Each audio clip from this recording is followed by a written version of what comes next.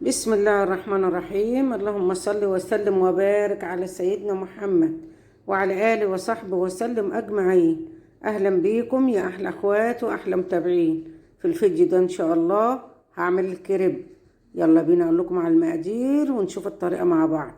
معايا أنا كوبايتين من الدقيق، 4 كوبايات من المية، 3 معالق كبار من الزيت، 1 بيضة، 2 معلقة كبار لبن بودرة، 1 معلقة كبيرة من السكر، 1 معلقة صغيرة من الملح، وأضيف 1 معلقة كبيرة من الخل. أول حاجة هعملها هضيف المواد الجافة على الدقيق، 2 معلقة كبار لبن بودرة، ومعلقة كبيرة من السكر، ومعلقة صغيرة من الملح. بضيفهم على الدقيق وأقلبهم مع بعض، كل المواد الجافة على الدقيق. هقلبهم بقى كده مع بعض كلهم كده. خلاص انا قلبتهم اهو. هجيب بقى شفشق الخلاط اللي انا هعمل فيه.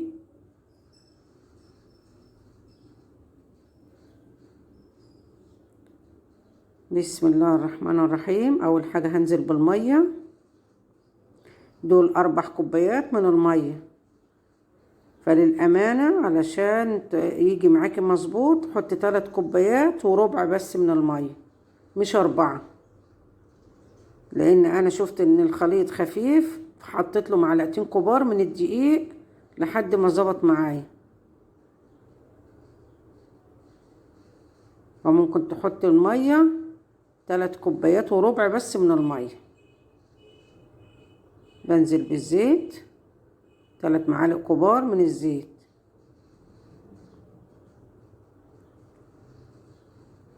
والبيضة،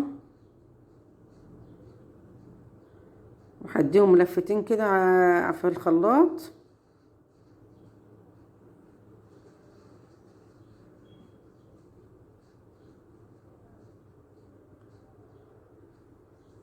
ممكن تعمليه في المضرب باليد، المضرب اليدوي ده السلك، او ممكن تعمليه في الكبة، مفيش مشكلة.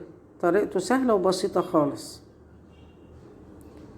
بنزل بقى بالدقيق، معلقتين بمعلقتين كده علشان الدقيق ما يريحش في قعر الخلاط من تحت. ما بضيفش الدقيق كله مرة واحدة، يعني بضيف معلقتين واضرب مرة، اضيف معلقتين واضرب مرة لحد ما اخلص الدقيق كله بالشكل ده كده.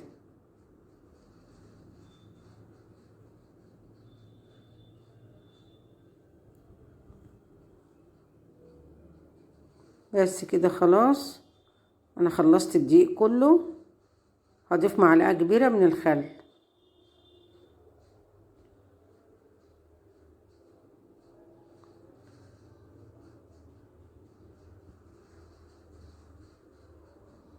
بعد ما اخلصه بقى بالشكل ده كده ياخد لفتين كمان. بصفيه بقى بالمصفى علشان لو في اي تكتلات تطلع مع المصفى. كده خلاص جهز اهو. معايا الطبق والمصفى، هبدأ اصفيه طبعا بالشكل ده كده، واسيبه يرتاح لمدة 5 دقايق.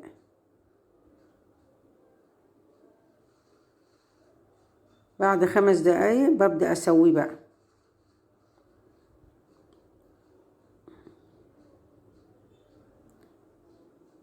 هنسيبه يرتاح 5 دقايق ونسوي الكريب سوا مع بعض.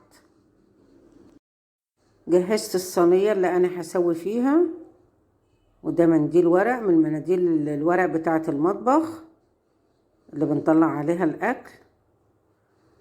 بطبقه بالشكل ده كده وادهنه زيت. احط حبة من الزيت كده في الطبق معايا، وبدهن بقى الصينية اللي انا هسوي فيها، وبعدين بضيف عليها العجينة اللي انا هسويها. بسم الله الرحمن الرحيم. طبعا الصينية دي كبيرة، بتاخد مغرفتين كبار بالمغرفة دي، وانت بتحط الكمية اللي انت عايزاها على قد الصينية اللي معاكي. بس كده.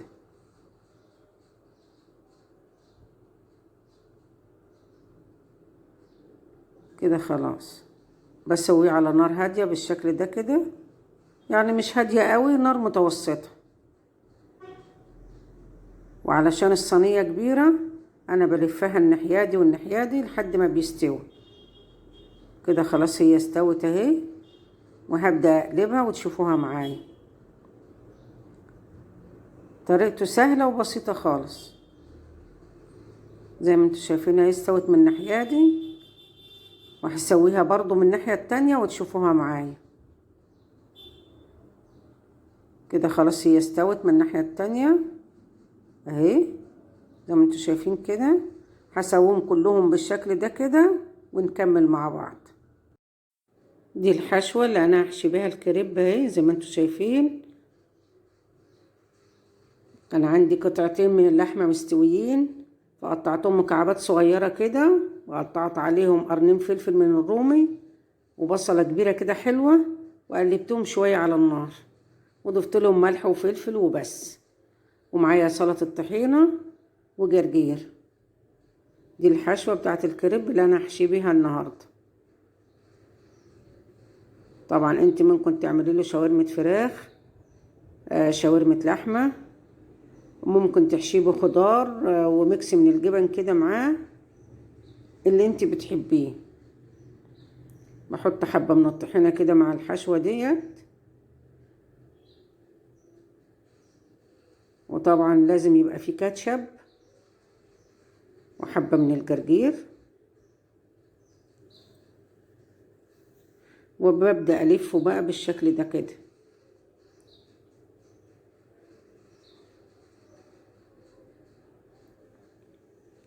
بطبقه من الناحية دي ومن الناحية دي وبلف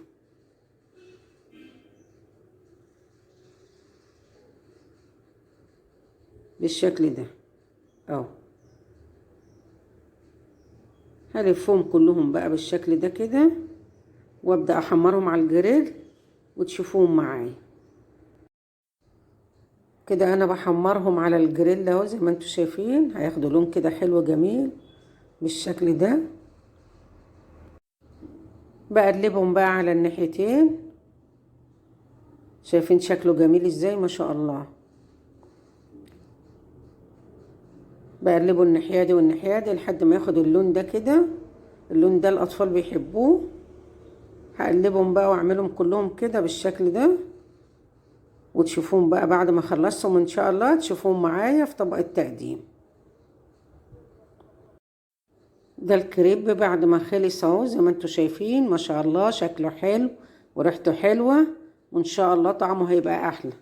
يبقى جنبيه بقى كاتشب، مايونيز، سلطة خضرة كده، وبالهنا والشفا للي هياكل. بتمنى لو الفيديو عجبكم تعملوا لايك وشير وتشتركوا في القناة عشان يوصلكوا كل جديد.